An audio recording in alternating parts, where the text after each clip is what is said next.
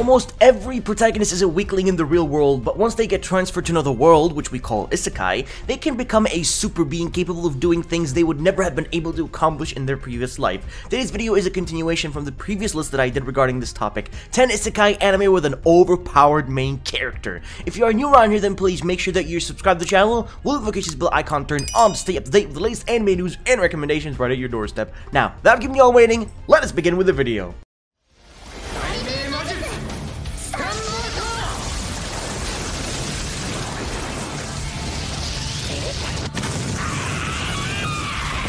Starting this list off with a very recently airing anime series that finished its first season and currently awaiting its return in its upcoming sequel. This here is Reincarnated As A Sword. The protagonist was sent to another world, but this time he was reborn as a powerful magic sword capable of moving on its own, and that is because he wishes to find himself a wielder. He can slash enemies, level up super fast, cast magical spells. There is a lot of things he can do. It's a story about a bonding relationship between himself and the wielder named Fran, a member of the Black Cat tribe who was treated harshly these days, especially Fran, since, you know, she was a slave worker at the start of the show with no hope until her sword came to the rescue and offered her an adventure of a lifetime to become stronger, make new friends, and overall make her Black Cat tribe family proud.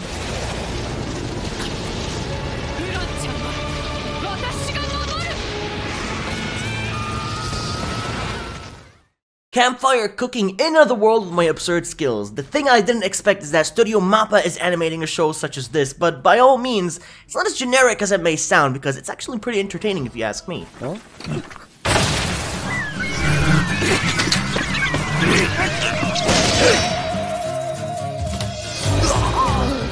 The protagonist, Mokoda, along a few other people, were summoned to another world as heroes to defeat the great calamity known as the Demon Lord, and upon finding out the skills of each individual hero, it turns out that Mokoda was not meant to be a hero at all, since his unique skill was online grocery shopping. He quits the hero business and decides to live his simple life, a normal life, in this fantasy world by cooking delicious looking meals for the inhabitants of this new world.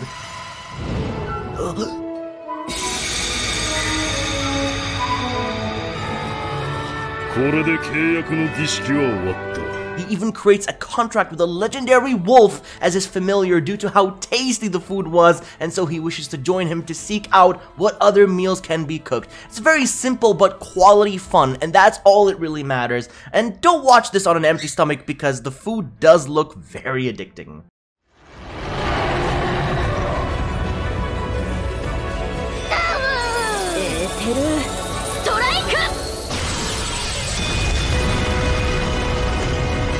Reborn to Master the Blade is a current airing anime being developed by Studio Comet, and this anime tells a story of a legendary hero named Inglis who saved countless people within the kingdom, and as he lays on his deathbed on the verge of leaving this world, he put his heart and soul into it and thus wished to be reborn again in a new world, but this time not being a hero. His wish came true and he was reincarnated as a baby in the body of a female. At a young age, he was able to shoot lasers and destroy a huge dragon, which was absolutely crazy. A baby this powerful, yet nobody ever realized this until her skills were put to the test at the age of 6, where her knighthood abilities were showcased to be very promising with such extraordinary skills. It's definitely a slow start, very generic adventure fantasy fiction, but with a sense of cliche that I can feel something coming up, but I do like the comedy. It's funny, and so far, not bad world building. Could be worth a try.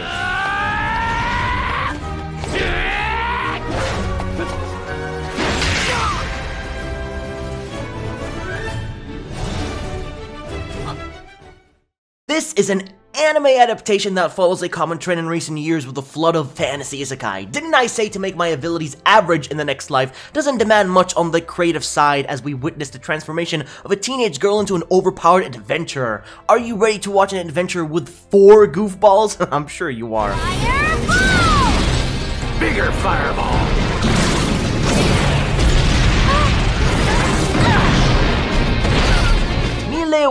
You know, she may have been the central protagonist, but she retains the common interest of an otaku, that being her love of anime, manga, and also video games. Applying this knowledge to her adventure and battles, the show is made effectively self-aware of its standards. Instead of focusing on one character, the show actually also focuses on other 3 characters joining Melee and watching their character chemistry and embracing who they are as characters is essential to enjoying the show. Project Number 9's, they transformed the light novel into an anime by making it full of charms. It's adorably cute, with the characters made into teenage girls full of energy and goofiness to them, which I really like a lot.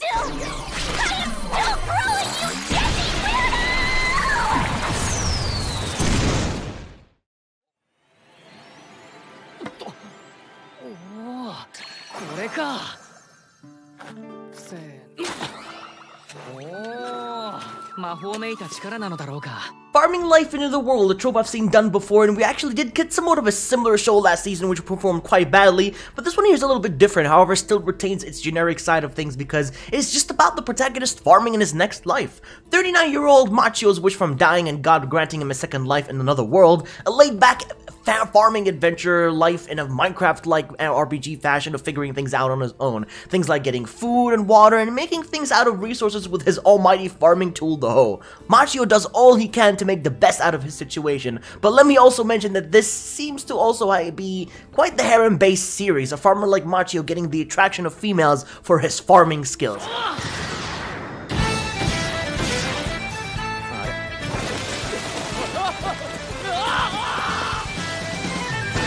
It is quite surprisingly a cozy anime to watch as you sit back and enjoy the farming, which I can definitely get used to.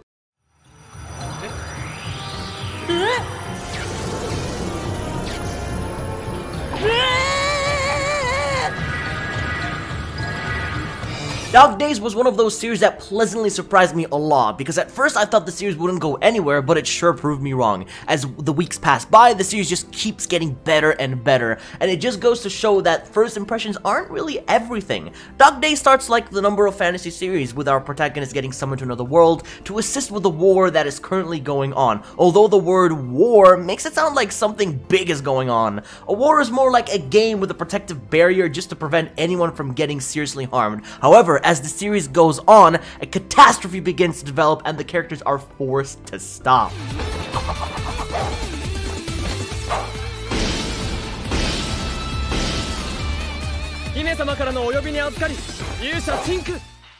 In every season, there's always that weird show whose, synopsis can make a lot of people disgusted or bothered by one or two things, and although a show like Fantasy Bishojou is like one more Isekai on the list, the gender bender element scares a lot of people who don't know what this is really about.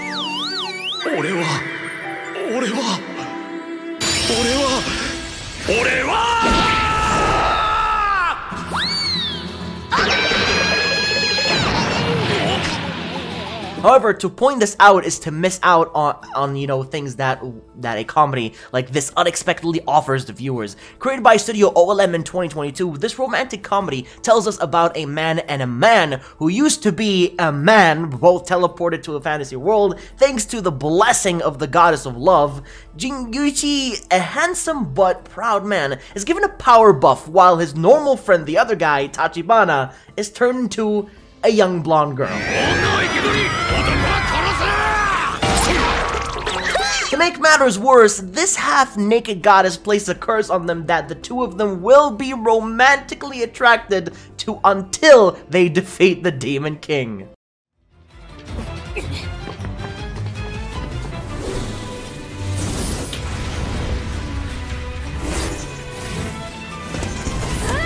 Now, just before deciding to watch the show called Death March, I have to ask you a quick question. Do you really watch a show for enjoyment, or do you watch a show to get the most out of it? But when I sat down and decided to give the series a try, it felt like an anime that I would not have high expectations on. The premise, the character visuals, and just the overall idea of it, it sounds like a copy-paste story you can find in almost any light novel medium or even an isekai these days. But for Death March, this proved to be one of the blandest anime I've seen in 2018, even compared to similar premises. It's a literal, just a slap in the face to anyone who expects this to be better than what it looks like.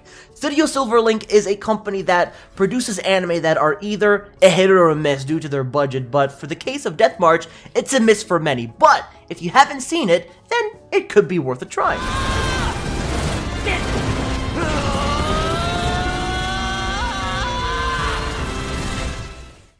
War God System, I'm Counting on You is quite the good Chinese animation series, but some would say that the later half of the show might have turned out to be quite the huge mess. 系统开始融合，融合完成，战神系统初始化。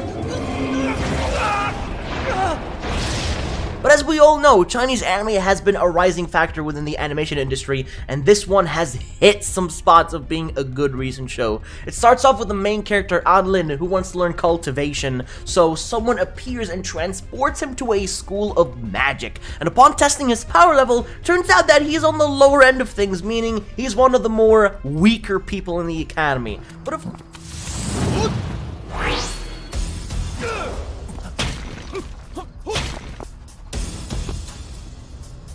But of course, things like this always have a twist to them, and that is when he received some sort of a system called the War God System, which should help him cultivate to a higher level and become so much more stronger than he currently is. Finally on the list we have is an anime by the name of Spirit Chronicles.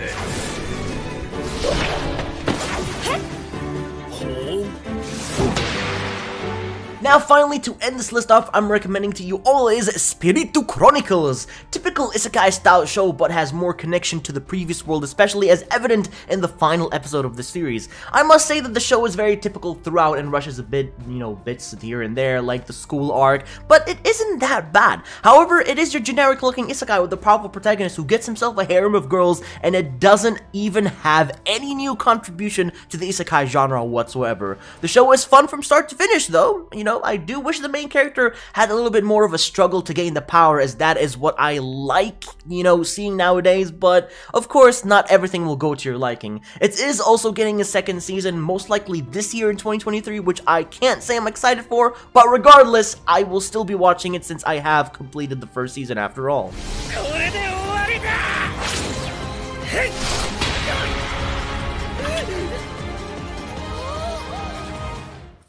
Looks like you just made it to the end of the video and witnessed 10 isekai with an overpowered main character. If I have managed to leave any anime out in particular that you thought would be a great addition on the list, then please let me know in the comment section down below, as I'd love to hear your very opinion, or just comment down below what you thought about the video in general, as I always appreciate the feedback. Enjoy the rest of the day, and I'll be seeing you all in the next one.